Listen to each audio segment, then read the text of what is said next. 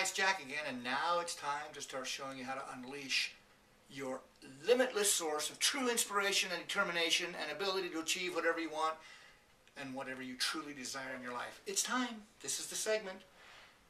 I talked about the conquering force in the last segment. It's automatically plugged into when you have identified what I call a core desire.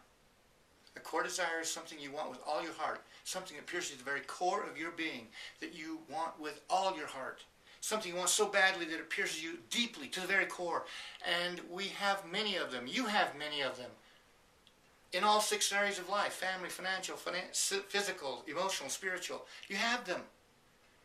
Core desires are the switch. Click.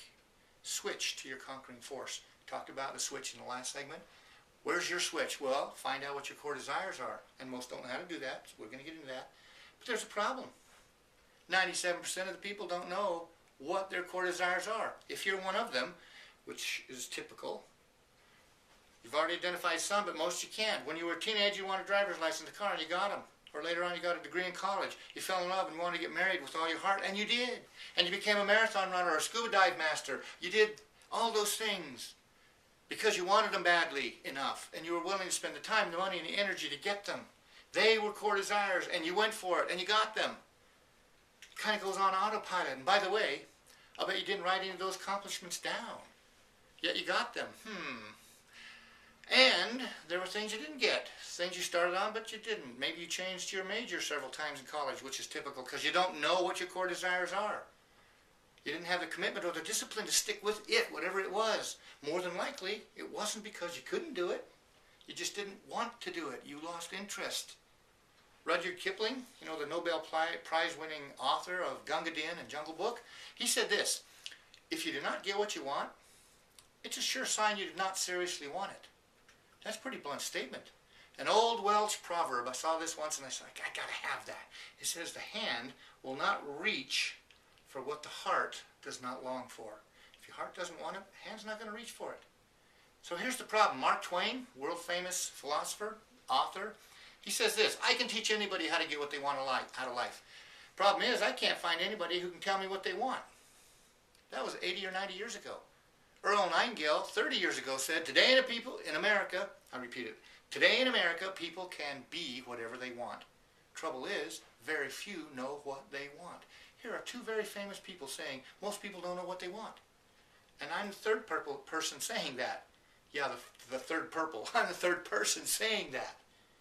Most people, 97%, don't know what they want. If what these guys have stated is true, and it is, then no wonder so many people can't figure out what their conquering force is or how to plug into it.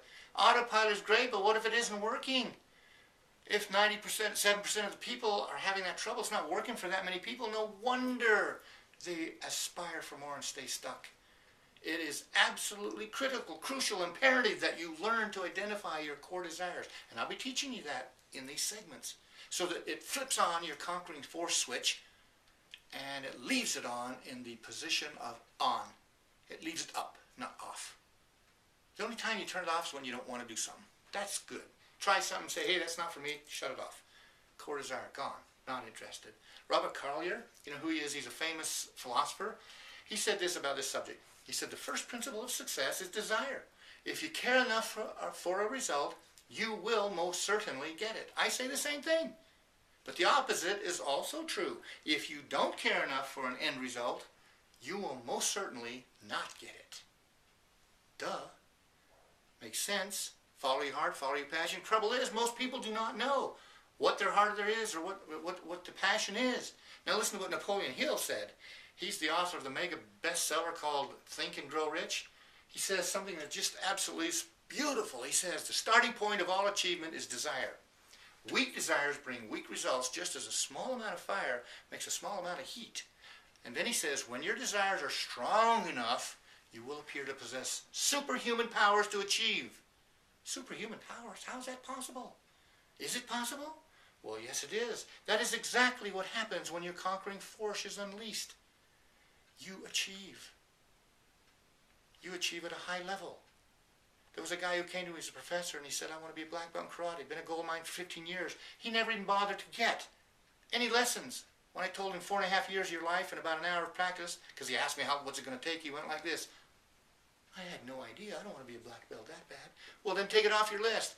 Then a 14-year-old boy came up to me and he said, I want to be a black belt, Mr. Zufelt, like you. And the reason they were asking me is because I am a black belt. I told him 5.5 years of your life and about 2 hours of practice every day because he has a physical challenge he had to overcome. And it was a visible challenge. I knew it well.